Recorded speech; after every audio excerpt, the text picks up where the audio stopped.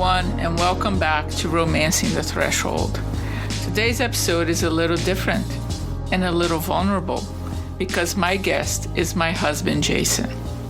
Now, if you know Jason, you know that romance novels are not exactly his comfort zone. His creative world revolves around graphic design, music, and YouTube documentaries about DJs and the electronic scene of the 90s. And the occasional dystopian TV show or movie that I can't even sit through. But for this conversation, he stepped into my world of romance books and thresholds with curiosity, and yes, with some discomfort and even awkwardness from both of us, which I'm sure you will pick up throughout this episode. It definitely was a new threshold that we crossed, having him show up from his usual behind-the-scenes place in my work. He's the one that often helps me with my website and graphics for my projects. And he also created the intro melody for this podcast. It feels especially meaningful to share this episode now because it's coming out during our wedding anniversary week. Still, there's something tender about inviting Jason into this space with me. Not just as my partner in life, but as a partner in conversation, crossing into each other's worlds in real time. For this episode, I asked him to read a few passages from some of the romance books I've read, and to share his perspective. What unfolded was more than just a commentary on book boyfriends or monster lovers. It became a conversation about fantasy and reality, about how stories test our boundaries, and about what it means to cross thresholds together. Along the way, Jason brought his shy humor, his pragmatism, and his reflections on his own threshold moments in life. This episode is a peek behind the scenes and also a reminder of what this podcast is about, stepping into unfamiliar spaces together and discovering new insights along the way. So let's begin.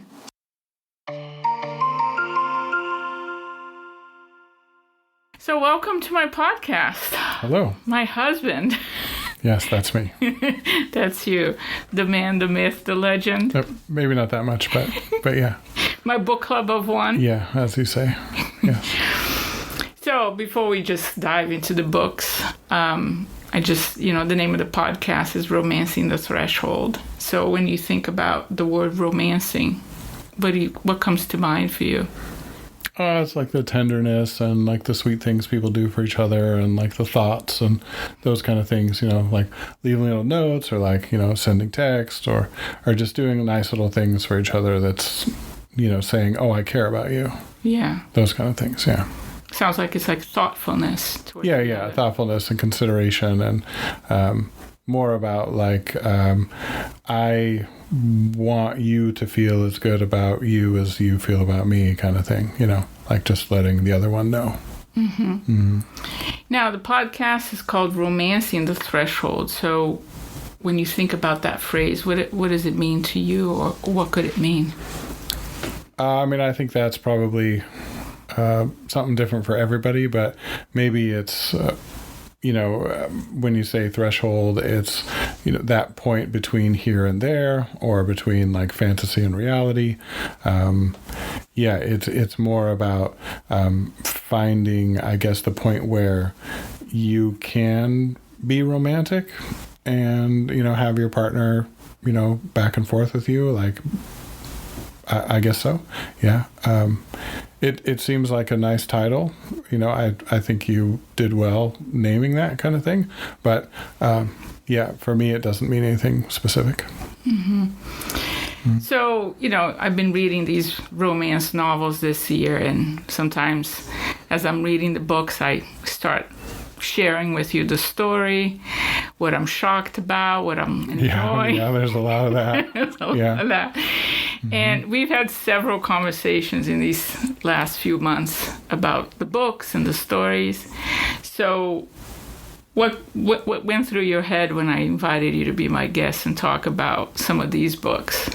Well, like you say, I'm the book club of one, and I'm kind of like your male perspective on, just stuff like in our lives together, you know, like just as much as you're my point of view for like what do women think kind of thing. But I guess what went through my head when you asked me to be a guest here, it was more like, let's do this together and let's see what you think. Because, yeah, this isn't really my cup of tea, but I totally see where it's fun and it's exciting and fantastic. And some of the creativity here is just off the charts.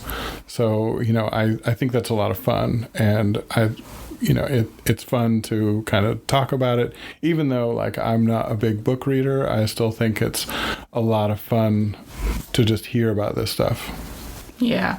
Yeah. Oh, and by the way, for your listeners, you may hear our cats. They tend to get rowdy and playful for about 2 seconds, and then they calm down. But they may jump around or cry or something because we're not paying attention to them. Yes, they're very demanding, these two. They can be, yeah. So what did you make of me reading all these books? You know, I've always been a reader, mainly nonfiction, and this year it was a sharp turn into diving into reading romance novels, monster romances. So what kind of... I think without getting too much into like current events and stuff like that, it's more of a creative outlet. It's more of a, like, let's read something fun than constantly being inundated with the news. Like, we could probably talk for an hour about, like, everything that's being blasted to you on your phone or on your screen or whatever it is, you know, and I think this was probably a nice way to kind of think about other things and to have that creative outlet, you know. I don't think it's anything per se reflective on you as a person. I just think it's when somebody might pick up a new hobby or when somebody might seem to be more interested in something new. That's all. Yeah. Mm-hmm. Yeah, for me, I was never really a romance reader or even much of a fiction reader. I was a fiction reader to my early 20s, and then a lot of nonfiction, but I have found these books to be a nice escape, but also keeping the creative juices flowing instead of being dried up with all that's being blasted at us all the time. Yeah, and it's not your typical stuff either. It's definitely more of an edge. It definitely has more spice, as they would say. It makes for a good page turner. It makes for something to be. It makes for something to be hopeful for. You're excited to read the next chapter. You're excited to, okay, this is the end of the night. I get to read my book now. So, you know, I think that's probably what inspired you or got you into this. Like, you've read how many books now? 113? I think 113, yeah. As of the recording of this, you know, you've read 113. That's a lot, yeah. Yeah. That's a lot. I do like the guaranteed happy ending. As much as the hero or heroine may suffer, yes. In the end, yes. There's a happy ending. Yeah, well, there is that resolution, and you do like that resolution.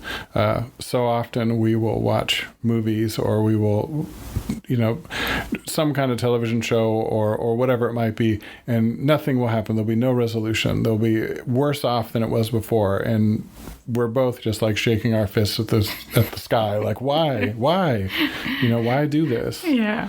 Like, I don't like that. You know? No. I ever since I was a kid, I like my fairy tales to have a happy ending, some kind of resolution. Yeah, we want that beginning, middle, and end. We want that resolution, and like you said, yeah, these books do have that at the end, which is good. Yeah. Mm-hmm. Now, I gave you I think it was about 8 books. 7. 7 books, yeah. And, you know, of course, I didn't tell you to read the entire book, but I gave you some scenes to read. Yeah. And I chose these because these are the books I had at hand. Some of the scenes were scenes that I liked. Others were scenes that I thought were interesting to get your male perspective. Hope that's not a lot of pressure on the male perspective here. I think it's not really a male perspective. It's probably, for me, it's somebody who doesn't read this stuff. So I was coming at it, especially with all you've told me about it. So I do have a little bit of a tainted point of view. And looking at the overall theme, the overall just the characters, and like what you've told me about them, like, oh, this person is good, that person is bad. So I kind of had a little upfront knowledge, but yeah, not too much of a male perspective per se. Yeah. I mean, because some of the times, like I said, I do call you my book club of one because I'm reading a book, I'm excited about the story, and I just need to share. Yes. And you get all of it, the excitement. It's fun to hear it, yeah. Yeah. Mm-hmm. So just overall, with these scenes and maybe thinking about some of the other stories I might have shared with you these past months, from your perspective, what do you think women are getting out of reading? Presuming that most of the readers are women. Of course, we do know that men do read these books. Yeah. But what do you think women are getting from these stories? Like you said, there are more than just women reading this. So I think it is a bit of fantasy, and it is a bit of escape, but in a way that isn't super in your face and isn't trying to tear down something. It's not trying to be anything that it isn't. So a lot of this romance stuff, it was kind of idealized, but in a very tender way, in a way that isn't just fire hosing you to the face with like sex and nudity, and like a male perspective might be like some kind of porn or something like that, where it's like, oh, hey, I've got your pizza, but I don't know how to pay. And then the next scene is just like on the table, like, it's just gratuitous, and, legs are in all these directions and stuff. That's not what we're getting here. We're getting a bit more of the, how do I put it? We're getting a bit more of what a woman wants rather than what a man thinks a woman wants. Mm-hmm. So like, in porn, like they're thinking, oh, a woman just wants to be banged silly, so she can't remember her name. But in these novels, in these stories, it's not about just, doing the act. There's a whole lot of mental connection. There's a whole lot of tenderness. There's a whole lot of use your words, tell me what you want, and intuition from body language and things like that. Mm. So I think what women are getting out of this is more subtlety rather than being smacked on the head with a giant penis in your face. Yeah. Although there are some scenes, and I think you read some of them, they are very graphic, but... They are, but they're done in a very tasteful, erotic way. Like, I wouldn't think that this was X-rated material at all. Mm-hmm. Excuse me. But when you read it and you're using your mind's eye to kind of vision it, yeah, that's some XXX stuff. Yeah. You were touching on the fact that the difference between these scenes and porn. Do you think some of the way the desire was expressed is that, how would you compare for men and women a little bit more? Men seem to have more of a visceral, like material desire, like they just want to grab the hips and just go for it, where women seem to have more of a, for lack of a better word, like ethereal lust. Like they want more of the environment, they want more of the passion, they want more of a lustful desire in his eyes, kind of thing like that. I think it's more about the whole scene rather than just one particular act. Yeah, because there's some scenes that I'm thinking about where the woman does want the male character to unleash, to go wild. But I think it all comes within this, what you're saying, this ethereal context of there's a desire. There's so much that has already happened. Yes. That by the time you get to that real grab the hips and go for it, mm-hmm. A lot more has already happened.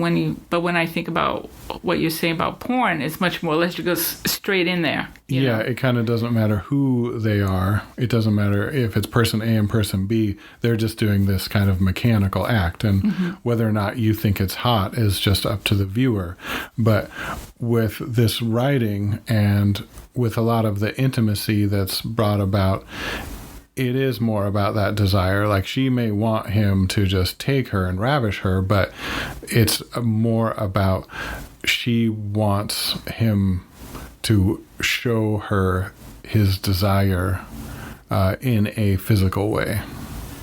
Mm-hmm. Yeah, if that makes sense. Yeah. Now, some of the books I had you read, and a lot of the books I read this year were monster romances. I think I'm falling back to my favorite fairy tale, Beauty and the Beast. If this is a Beauty and the Beast remake, I'm here for it. Do you think men have their own version of a monster romance? Yeah, I think it's stuff like World War II stuff. It's like Warhammer. It's video games. It's those kind of things. I think it's more of like tech and fidgety things. I think that's where kind of men have that same kind of lustful desire. Like, because I kind of think the monsters here, it's more about a symbol rather than this person actually being a monster or an alien or something. It has more to do with, let's get this kind of certain symbol and this certain way of describing somebody's personality, and then fit them into this desire from a woman, or from the opposite sex. What do you think that these monsters could be symbolizing? It could be like inner self-loathing. It could be that overall confidence. Unfortunately, a lot of men will display this huge male machismo, but they have zero self-confidence. They're really overcompensating, hence the lifted truck with, the giant exhaust. But the guy is probably, 5'2", and just doesn't know how to satisfy his wife, kind of thing. So he has to overcompensate. So the monster is this kind of big, hulking, basilisk, if you will, or big hulking minotaur. But inside, they're wanting that softness. They're wanting, excuse me, they're wanting the gentleness, so they're wanting the softness of the touch, and they are vulnerable, that kind of thing. They don't necessarily have the same thing on the outside as they are on the inside. So some of these characters, they wear a mask, or they're from another planet or something like that. So they use these monster tropes to kind of symbolize a certain personality. Now, you touched on something I've been thinking about. So the books are written by women, so you would say the women are projecting onto these monsters something. But one question I've been wondering about is if these monsters are symbolizing the vulnerability that men have, but perhaps perceived by the female writers and readers. Is that, what do you think of that? Kind of. I mean, I think it's largely stereotypical. So, like, you've got a big, large minotaur person, but he's really soft inside, and he wants to be accepted, but he wants the other person to be in control, because he's literally a bull in a china shop. He will just destroy everything, and nobody can stop him. So he's always in control. The feeling maybe is that he needs other people to be comfortable and in control around him, so people aren't afraid, and they can invite him over to their home and have them in their bed without feeling that they're going to end up a bloody pulp, or all their dishes are broken, kind of thing. So I think on the outside, these monsters, whatever they are, they're kind of showing a larger kind of behavioral or psychological stereotype. Mm-hmm. And when you were reading some of these passages and seeing how men were being portrayed, or the masculine, what did you think about intimacy and vulnerability that was being described? There's a lot about making sure the woman is comfortable and pleased and feeling the intimacy, if you will, more so than the masculine. And in some of them, the masculine did have some feminine traits, like the sensitivity, the well-groomed, the how do you say, maybe the particular nature of wanting to have a certain environment around them, or a warmth of making sure your friends and family are, well regarded and well received. What was the question again? Well, what comes up for you in terms of how intimacy and vulnerability were being shown? Okay, so a lot of it is just gentleness, like a gentle touch, or making sure that she's pleasured first, or making sure there's acceptance and what's the word everybody talks about? Vulnerability. No, like consent. Consent, yeah, sorry. yes. That looks really bad on my part, but yes, consent. There's always a lot of consent, a lot of, like we were saying earlier, use your words, tell me what you want, is this okay by you? But I think it was more about making sure she agrees, making sure that he is doing what she wants, rather than what he wants or what he feels that she wants. Mm-hmm. So, as they say, the female pleasure comes first. Yeah, and he wants to know so that he can pleasure her at any time without her having to say. So there's a lot of this getting to know what makes her tick, mm-hmm. and where that passion lies and where that desire lies for her, so that he can fulfill that at any time. And then it just gets more and more and more. You can see how the masculine wants to know what her desires are to be fulfilled, so that he can build off of that, so he can make it greater and greater and greater every time. So, maybe the first few times he's asking her the questions, but the second time or third, round, he knows what to do, and they can start to build off of that. So it can continuously get more and more just freaky. Yeah. Just freaky and kinky. Yeah, just, and to break down those barriers, because a lot of times people are afraid, people are scared. It's nervous to say, hey, put your finger there, mm-hmm. or, like, I like popsicle sticks, kind of thing. Whatever your kink might be, mm-hmm. It's nerve-wracking. It's hard to say, is this what we're going to do? Yeah.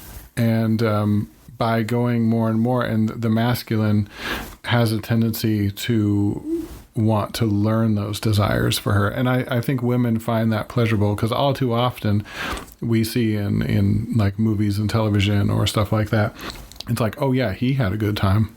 Mm-hmm. Oh, how was date night? Oh yeah, he finished and just rolled over and went to bed, Yes. Yeah. It's an unfortunate trope, but that's true. Yeah. So with that in mind, do you think men would benefit reading romance novels? I mean, I think with a certain sense of open-mindedness, sure. But no, I don't. No? No, I think it's a different avenue. It's, men are from Mars, women are from Venus kind of thing. I think the idea is there, sure, but I don't think the delivery is right. Like, I get it, like reading all these passages, the woman wants to be desired, or your partner wants all of these things, you should learn about them and pleasure them and all these kind of things in ways that are almost superhuman. The sheer volume of some of these fluids and the sheer size of some of these, the male member, it's like, unreal. I read one this morning and she literally said, how am I going to fit all of that? But I don't think that really appeals to men per se, whenever you want them to really understand like how a woman thinks or what a woman desires. I think that there's got to be a different way. What do you think that could be? I mean, I think men want more technical. I think men want more literal instructions. I think men need to have their fingers wrapped, if they're like not saying, oh, I will pleasure you first, like we need to get in the behavior of understanding like just the physiology. So for example, if you just jump into bed and start banging away, he's going to finish before she does, unless she's some freak of nature and she's already ready to go. But that's not how nature works. So the man has to, or one side has to please the other, knowing that one's going to finish first. Mm-hmm. Yeah. So if we could only translate the romance novels into more engineering, some IKEA instructions would work really well. Yeah, maybe like an auto parts manual, or something around those lines. Yeah. But it can't be like a roadmap or anything, because everybody knows men don't read maps. No maps then. No maps. Yeah. But they might lose their minds if it's an IKEA. Yeah, they might not know which side is up or down or anything. But I think it needs to be more literal. It can't be so figurative. It can't be so demonstrative. It has to be like insert tab A into slot B, after, doing X, Y, and Z. I think it needs to be like that. Oh, the poetic language would be too much over their heads. It leaves too much for interpretation, mm-hmm. and it isn't exacting enough, because men want to know, how can I make you happy? What can I do to make this right? They don't want the subtleties most of the time. They want, a cut and dry, like, let's get this done. Use your basic words. Yeah. Like figure out a method. I want to say that's why golf is so popular with men, because it's all about perfecting that swing. It's all about doing it just in the right way. And you practice and practice and practice, and you do it just the right way, and you get the results. Okay, last romance novel is more golf. Maybe, yeah. Maybe. Also, switching a little bit of some of the books you read, what was your overall take on them? Any one that stood out to you? For all of them, I felt like it was all about the object of desire. The lust and affection, I think, were really important.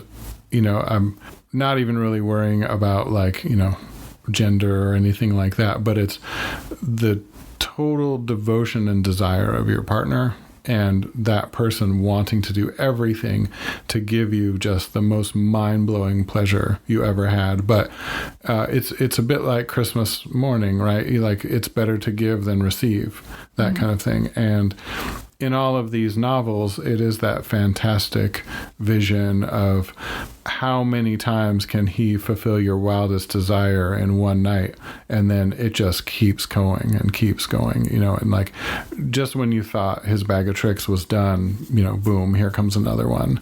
And it's like every partner's desire to have, your partner just like drooling and lusting over you. Mm-hmm. And there's nobody else, not even looking, thinking, desiring anybody else. It's all about that one person, and just doing everything to make them see stars on a regular basis. Yeah. And there's one thing, we did talk about this before even recording, that there's a sense of almost like they're the Duracell, not the Duracell, the battery, the bunny. Oh, yeah, the Energizer bunny. Energizer bunny. Just keep going. They keep on going. Just when you thought, okay, we're done. Yeah. A snap, boom, there it goes again. Yeah. So, again, to talk about why men probably won't get too much out of these, because that's not very realistic. Mm-hmm. Even, teenagers, come on. You need a break. You need 15 minutes, right? You got to have a drink of water, maybe get up, splash some water on your face, mm-hmm. Something like that. You got to recharge a bit. So what do you think it's underneath that? Like this, of course, most of the ones I gave you, these are magical beings, right? Yes. Except for the one about the hacker guy. Yeah, and the book lovers. Book lovers, yeah. So, 80% of these were magical creatures. Yeah. So the fantasy is times 10. But as a guy reading that, what comes to your mind is is this what women are wanting? What is this? It's a fantastic desire. It's like the best Playboy magazine that a guy could read, or somebody who's into women. It's that total fantastic desire. I think it tries to leave no stone unturned and press every button of what they might want. In the sort of Instagram and TikTok world, people talking about books, there's this idea of the book boyfriend, right? Because the women get so attached to some of these characters. And is that like a perfected, like idealized thing?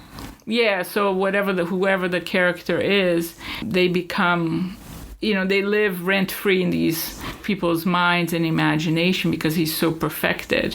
He's either very powerful, of course the sex is amazing. So is it just kind of a fantasy thing, and like maybe they're like, oh, well, I have my real life boyfriend and then I have my book boyfriend, and I wish my real life boyfriend was like my book boyfriend? It could be that. There are a lot of little videos about that kind of playful thing of like, well, this is my book boyfriend, isn't he amazing? Mm-hmm.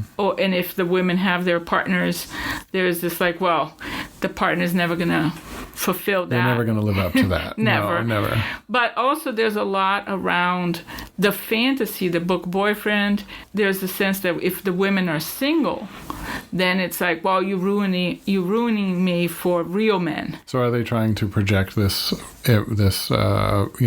idealized? That's kind of a bit of the play of these videos, the comedy of these videos. Mm-hmm. And I would say perhaps some of the criticism that mm-hmm. might be mm-hmm. given to these types of books and this idea of the book boyfriend, because, well, the projection of the fantasy now is too much. Yeah, it feels like it's just the same kind of complaint or the same kind of thing. It's just taken a different form. Like, let's say it was in the 80s, you wanted a Wall Street guy, that made six figures and drove a BMW, and anything less, or he's got to be 6 feet tall, mm-hmm. or, he's got to have a college degree or something like that. So there's a lot of this standards that are needing to be met, but now it's just it's just something else. And for some people it might be, she's got to have a certain size chest, or he's got to have a certain shaped butt, mm-hmm. or, they don't date short kings or whatever, whatever the term might be. So, it just feels like it's the same kind of thing, but just a new flavor. The new flavor, right? Yeah. Like, for the Jane Austen fans, it would be Mr. Darcy, but now it just might be Rhysand from, ACOTAR. Or like some of these crypto bro guys may not date anybody who's not a fashion model, mm-hmm. I can't do that. If she doesn't have this certain kind of look, or, if she's not doing whatever, she didn't go to this school, then I'm not going to date her, kind of thing. So just more of the same of this fantasy of... Yeah, just a different segment of people and a different segment of interests and stuff. Yeah. Mm-hmm. And the other thing I was thinking too, what do you think now for people who are in a relationship, maybe not looking for a relationship, they're already in it, either married or a long term, how do you think reading these books affect the relationship? It could probably go a few ways. It could either be like her secret obsession, and maybe that leads to her maybe spending more time alone, and she's spending more time with the books and in her own fantasy world. It could lead to trying to find that emotional connection or that desire outside the marriage. It could lead to them opening up and discussing, mm-hmm. between them, like, hey, this book.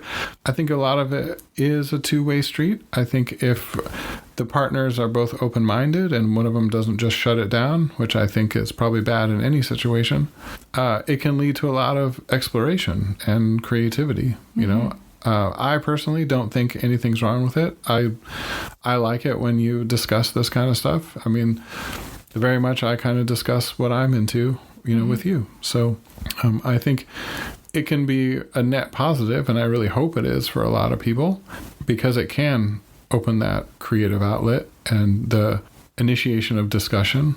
I always hear about these stories like we see on film and television and like popular media. Oh, like, yeah, we came back from the show last night and it wasn't even our normal night. So it's like there's this implication that, we only have sex on Tuesdays, or it's Friday night, we go to the grocery store, it's Sunday, we do laundry, all of these routine, all of this kind of stuff. And so anything to break out of that routine, to just get out of that boredom and to create a little spontaneity, I would really hope that these books would open up that door. Yeah, there's actually quite a lot of articles that talk about reading smut, as they say, has helped people open up in their relationships. It has helped libido. It has helped the sex in a relationship, because all of a sudden your imagination is activated, and it kind of takes you out, and it can lead to self-discovery as well, like of things you might not know about yourself that you might want to. All of a sudden you're like, wow, I would like to try that. Or some things you live through the experience of the book, and you're like, I like that fantasy in the book. It's great. I don't necessarily need to live that in real life. Yeah, you don't necessarily need to put your hand on the oven, to see that it's hot. You can maybe live vicariously through it. But I think it does take a little bit of a healthier relationship to be able to be open about this stuff. As behind closed doors, I think everybody's relationship is different. It's not what you see out when you go meet them for coffee or drinks or whatever.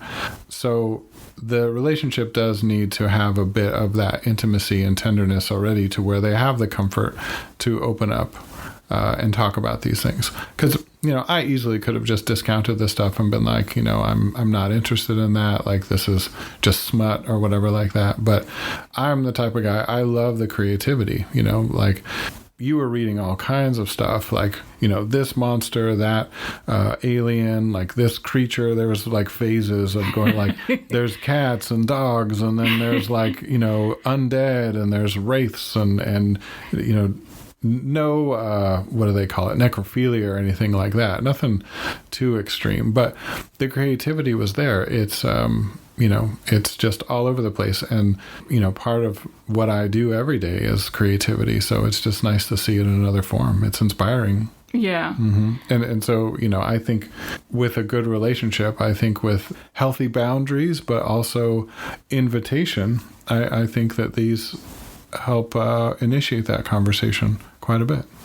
And that's where I think it would be interesting in relationships if the partners could talk about it, maybe even read to each other if they like to read, that to bring that up, because it could open up a lot of conversations. You and I have had very interesting conversations as I read these books. Sometimes I'll be asking you things. What's your opinion? What's your take? Or sharing with you the strange monsters I read about and their so-called superpowers. Yeah. Or just like where they come from historically or mythologically, that kind of stuff. I find that really interesting, and just like how the creative spin on some of these, undead, like a lich or something like that. I never thought you'd talk about liches, and it's like, well, yeah, I know a little bit about that. Yeah. Well, we should say here that you used to play Dungeons and Dragons. I did for a long time, yeah, and I'm into that whole, mythological stuff. More of like the nitty gritty and like the spell casting and the alchemy of it, rather than, I would think, that the mythological roots that you have. Yeah. But sometimes I would ask you, what's this monster, and it would take you back to your Dungeons and Dragons days. Well, as we're wrapping up, is there anything about having read these scenes that stood out to you that you want to share, or? I did make some notes on all these books, and I found like that there's a lot of these scenes where there's a playful flirtation, or there's a power imbalance, like you have the power, I have the power, and there's a certain sexiness to that. There's a certain drive and motivation there. But I think with every one of them, it's this testing of boundaries and then going right up to the edge, like, walking right up to the threshold. Ding, ding, ding. To use the word. Insert bell effect here. That you walk right up to that edge, but you don't just leap off the cliff. It's more about finding that comfort in the edge and outside of your comfort zone. It's going right up to that, oh, is this scary or is this going to be amazing? And having trust in your partner to not push those limits too far. You don't want them to push you into a way that you're like, no, stop, because I'm scared what's going to happen next. But you're like, well, I'm excited to what's going to happen next. And your partner is like slow going with it. You're not just going to jam it in. You're going to, slowly caress your way, to the finish line. Well, it's kind of romancing the threshold, right? It is romancing, There's a bit of foreplay. There's a caressing to the edge. Yeah.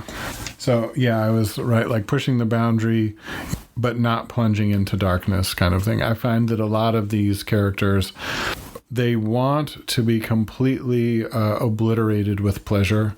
Like they want their ultimate desires and they want their partner to learn them, but they're so nervous about vulnerability, and that's kind of how the story develops.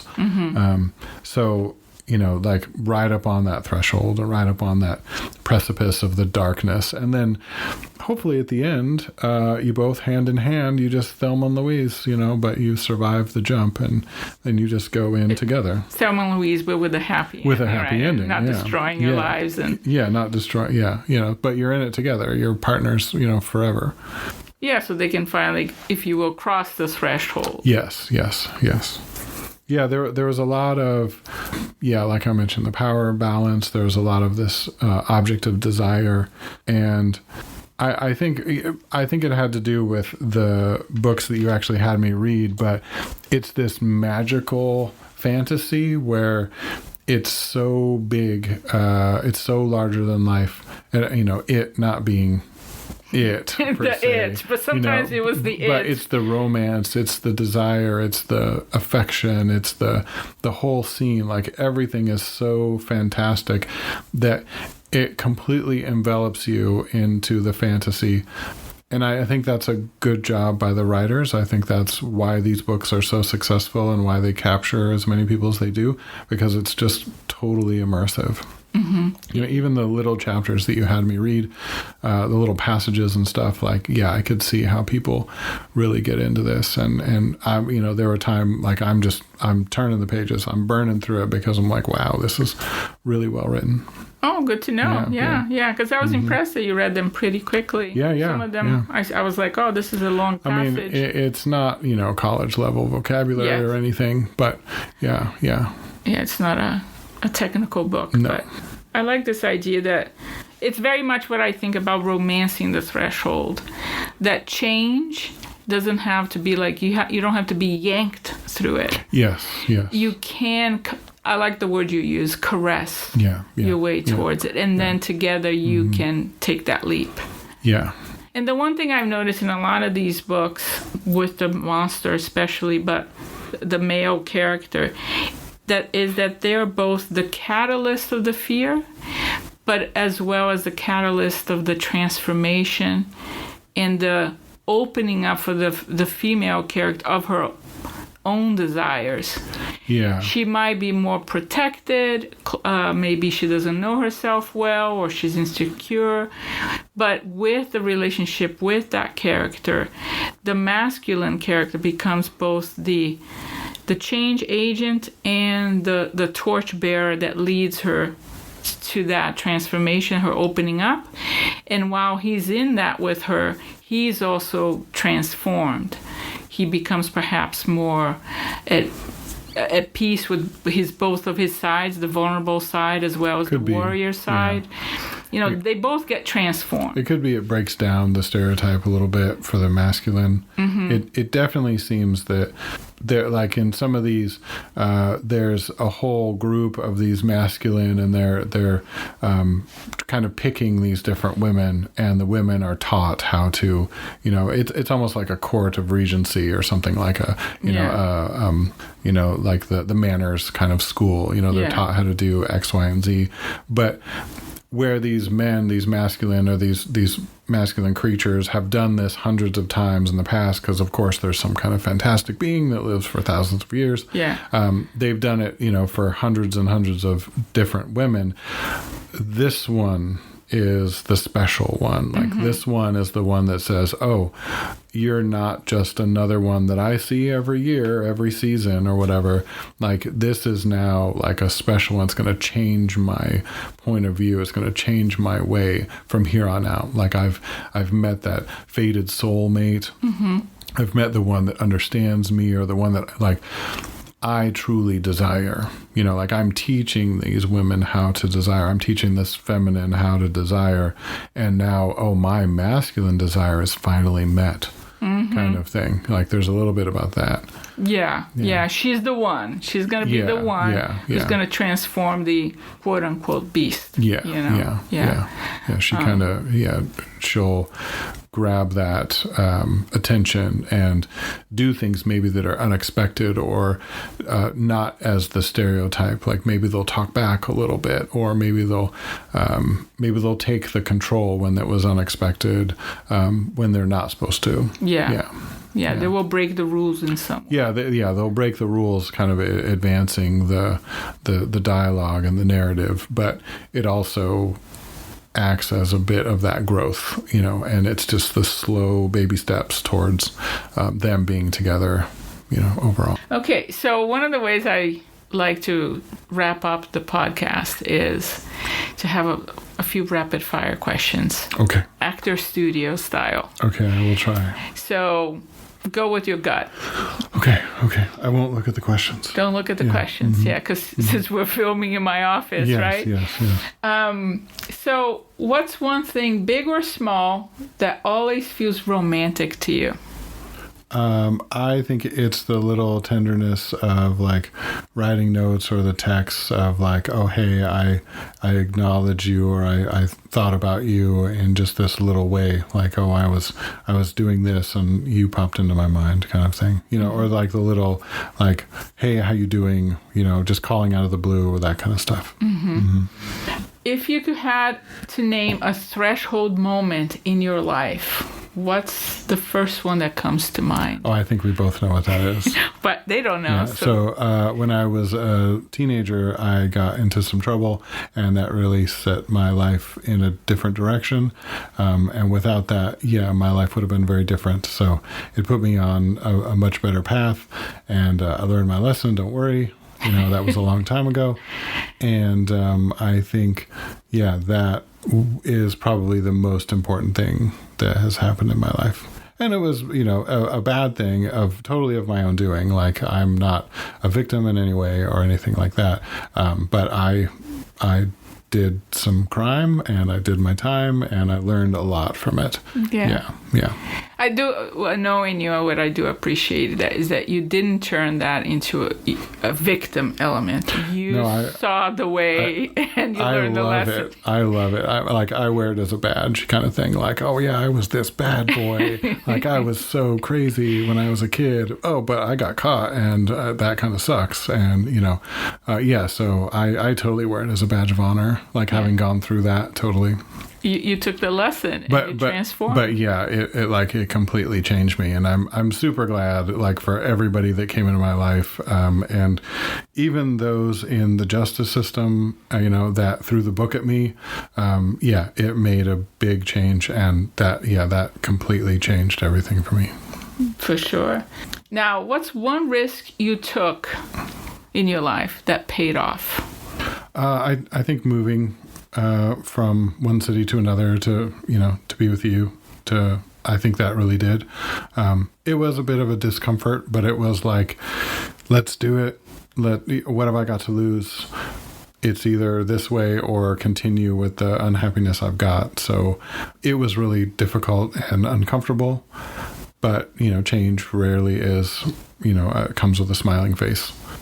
Yeah, so you're talking about moving down here to be with me. Yes. We had a long-distance relationship for years. Yeah, we did. Yeah. And finally just taking that plunge and saying, let's do it. We're going to not necessarily throw caution to the wind, but we're going to, make an educated guess here and take that risk. Yeah, and it paid off. Because we've been down here ever since. So, That's good. Yeah. And we got married. Yeah. Now, what's your to-go comfort watch, or maybe it's a song or a music style that you tend to go towards when you're going through a transition or a change in your life, big or small? I guess it's probably like, it might be some music or something, or like something from the 90s, when I was kind of coming into my own. So it might be one of those electronic music CDs that I have, or it might be something from those transformative years around there. Nothing really specific. I don't have too many ups and downs anymore. Like, we tend to lead a pretty even keel life. And so we're not going through these terrible ups and downs where I need some kind of relaxing or like to go to some kind of something like that. Well, but I'm just thinking of like, changing jobs or going through that kind of transition. Sometimes do you find yourself gravitating towards something when you're in those first few months in a new job? Well, I guess maybe it's like a quiet meditation then, so just kind of being with myself, being in my own thoughts. I don't have something in my ear. I don't have a television show that's like, a lot of people like to watch the same series over and over and over again because it's a comfort zone. I don't really have that. I like to be in my own head. I like that. It's comfortable to me, but it can get a little crazy. Sometimes whenever it's overwhelming or whatever, but I prefer to just kind of have that quiet contemplation. Now, if you could step into a story that could be a myth, a book, or a movie for one night, which one would it be and why? I guess if I could go into one of the Star Wars movies, that would be great. If I could be like in the Jedi Academy or something, I think that'd be really great.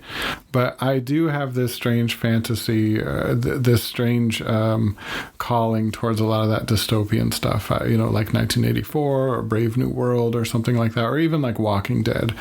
There's kind of a sick joke we have, like, I want to be around after the destruction. Like, I want to help rebuild the world in that terrible way. But, probably something like that. There is a little bit of demented. There's some recent shows on like Apple TV. There's one where they live in a big silo. Yeah, I think that's the name. Yeah. I kind of like that stuff. I like to see how those controlled environments work. And, I kind of like that dystopian stuff. What is it about it? I think it's how a society can reach that, and it's interesting to me on like how the whole populace is able to, whether of their fault or of their own or not, to come to this point to where like there are things that are outlawed. Like in this one show, you're not allowed to have things from the before times, like, a storybook about New York City, or even like a Polaroid camera or something like that, because that is a life that is gone, and you don't want people to think about what was. You want people to think about what is, because their life is pretty terrible. They can't go outside. It's dirty and gritty. Like, there's restricted food allowances. Everything is like, there's never going to be any better. And they're constantly talking about like, oh, we're going to be able to get outside one day. But the powers that be know that that's not true. And they control the narrative. They control how people go about their daily lives. And that, I felt like growing up that we could never do that. But things change, and it's just interesting to see where that came from. Like, where did George Orwell get this stuff? Where did Aldous Huxley come up with this stuff? Like all that science fiction about like these societies, like a Logan's Run kind of thing. Like, how did that even come about? Yeah, so, going into one of those worlds would be fun, just to be a fly on the wall to see how things actually work. Yeah, if that were a so-called reality. Yeah. What's interesting to me is that everything about that, for me, I hate the dystopian stuff, so I can't. I can't even tolerate watching it. Yeah, not at all. Yeah. But I kind of feel like I want to study that so that you can see any type of red flag that might lead us there. You know, like we talk a lot about when you're riding a bike, you don't stare at the tree. Otherwise, you're going to ride right into the tree. No, you look at the path in front of you. You know, you notice that, okay, if I stare at that tree, I'm going to hit the tree. So that's the red flag. That's the thing, you know, that all of these dystopian things talk about. You know, there are those red flags that we can watch out for in our normal life. Even in like the Star Wars universe, there's a lot of stuff it goes without saying, you know, they don't even get into that because it's not that type of story, but there's a lot about, you know, the world, this fantasy world where there's a little bit of magic or there's a little bit of grime, and it's just interesting to see how it got there or how it would be to live in those worlds. Mm-hmm. Well, that's definitely... there actually is dystopian romances. Yeah, I'm sure. That's a subgenre. There's probably some Star Wars stuff and some other fan fiction, you know, where they have romances and they fight, you know, the bad guys and use their lightsabers in interesting ways. Yes. Yeah. There's one series that I've seen. I don't want to read it because it's dystopian, but the women fall in love with the 4 horsemen of the apocalypse. Oh, great. So each book is one of them. Yeah, smelly. Yeah. Pestilence, death, you know. Yeah. So that's not on my to-be-read list. No. Wow. So thank you. Any parting words? I would say it's good for everybody to probably take a look at this stuff, you know, just as much as it is anything else. Don't discount it just because it's not your thing. And you don't necessarily have to give it a try, but don't shoot it down. Mm-hmm. You know, I think that this kind of stuff, it's always good to understand everybody's perspective, even though you may not agree with it. This is just another creative outlet that people have, and it's good to just talk about it. Good. You know? Yeah. Well, thank you. You're welcome. Thank you for listening to this special anniversary week episode of Romancing the Threshold. Having Jason step into my world of romance novels was both tender and eye-opening, and I hope you enjoyed hearing his perspective as much as I did. What I love about this conversation is that it reminded me how every relationship has many of its own thresholds to be crossed, even after so many years. Moments when we are invited to cross into each other's worlds, when it feels unfamiliar and uncomfortable, and yet we go together. That's where the discoveries happen and where connection deepens. As we celebrate our wedding anniversary, I'm grateful for the many ways Jason and I continue to meet each other at those edges. And I hope this episode sparks reflection on the thresholds in your own life and relationships. If you enjoyed today's episode, I'd love for you to share it with a friend, leave a review, or subscribe so you don't miss what's ahead. Until next time, may you keep romancing your own thresholds, one step at a time.